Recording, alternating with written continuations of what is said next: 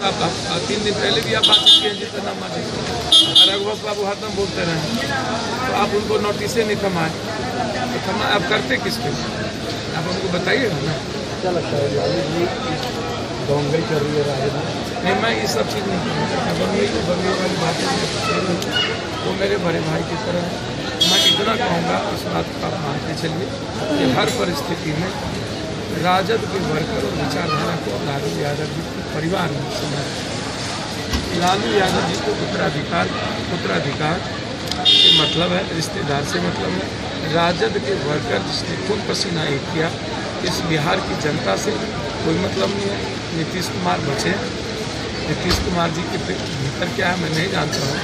नीतीश कुमार जी इतना अपमानित होंगे जो होश नहीं कर पाएंगे, जितना अपमानित उन्होंने नीतीश कुमार जी की जमात में, लालू के जमात तो राजद के जमात को किया, उससे ज़्यादा अपमानित एक दिन होंगे। इसलिए आप इस बात की चिंता ना करें, हमारी जिम्मेदारी है इस बिहार के आम आदमी और गरीब राजद के वर्कर का सम्मान बढ़ाना। और एक तीसरी ताकत कैसे उदय हो, एक तीसरी ताकत कैसे मर्ज करें। यदि मुलायम सिंह एक सप्ताह के अंदर कोई निर्णय नहीं लेते तो फिर 16 तारीख की दिल्ली की बैठक की बहुत सारे रास्ते हैं, रास्ते की चिंता मत करिए कि उस साथियों की बैठक के बाद और 15-11 को जो मेरी रैली है उसके बाद मैं तय करूँगा। अंतिम सवाल है, मोदी जी ने एक्सप्रेस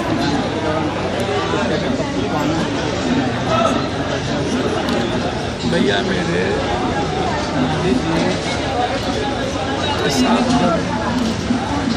कोई नहीं के साथ बिहार के हित के लिए 22% दलितों के सम्मान के हित के लिए आज भी मैं चाहता हूँ किसी न किसी मजबूत जमात के साथ खड़े हो जाए।